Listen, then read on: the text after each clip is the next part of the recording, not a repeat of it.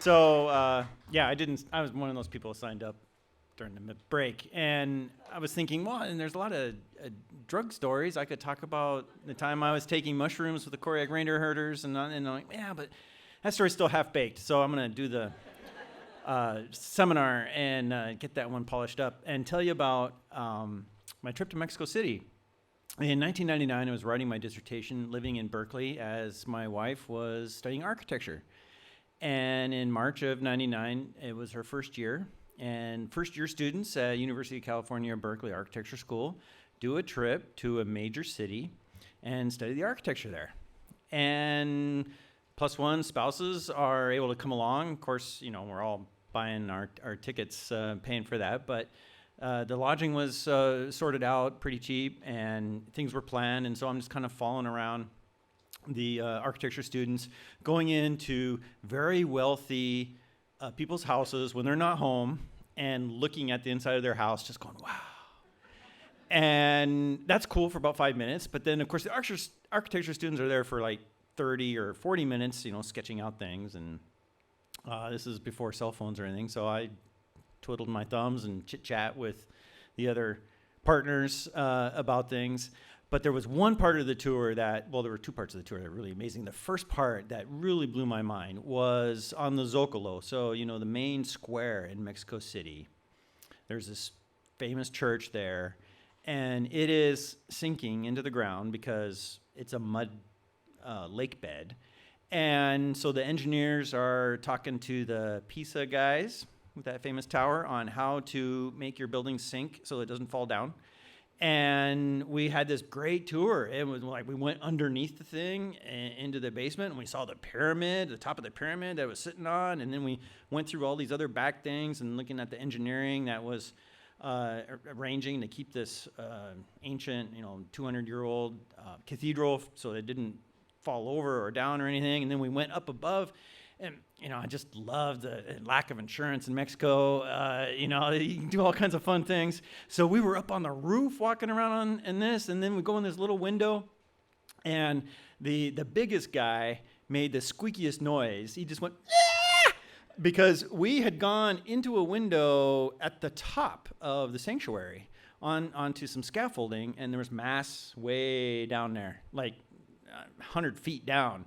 Was mass, and we were then looking up at the ceiling and some repair work that they were doing. That was amazing.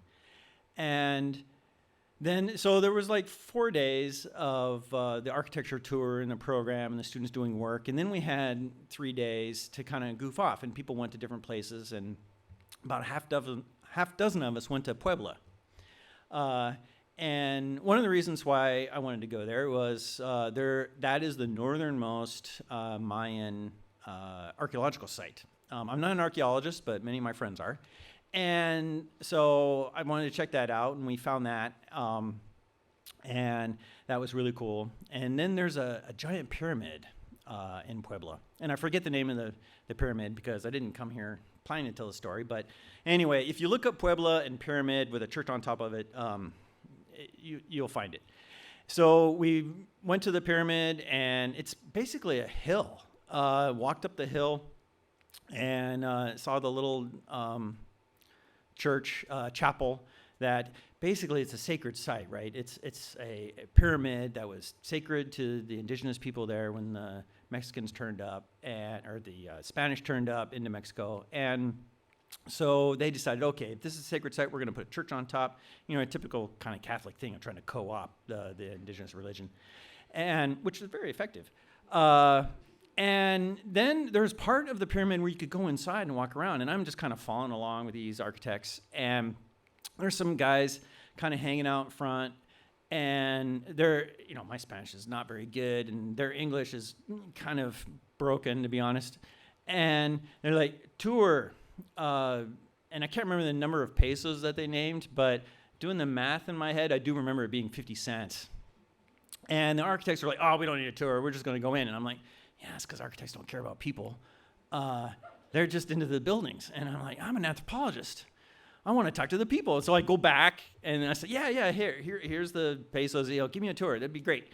And so, because there's no signs or anything. And so they explained some things about the inside of the pyramid and how it works and the different passageways. But the story that I really remember, and I'm breaking a rule here because I'm telling someone else's story, but hell. So they said, you see it's all covered in dirt, and that's because when the conquistadors were coming onto the shore, all the Indios lined up, and they made a brigade, and they had buckets of dirt, and they all passed the buckets of dirt, and they hid the pyramid from the Spanish, because this is the most sacred pyramid in all of the Americas. And I was like, wow, that's a really great story.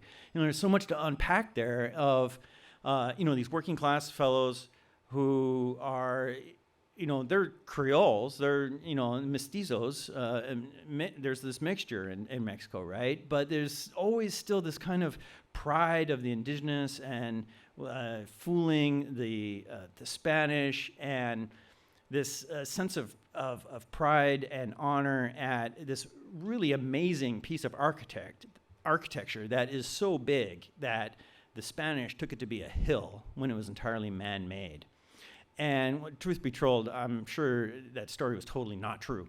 But I thought it was the greatest story that I got that week. Thanks.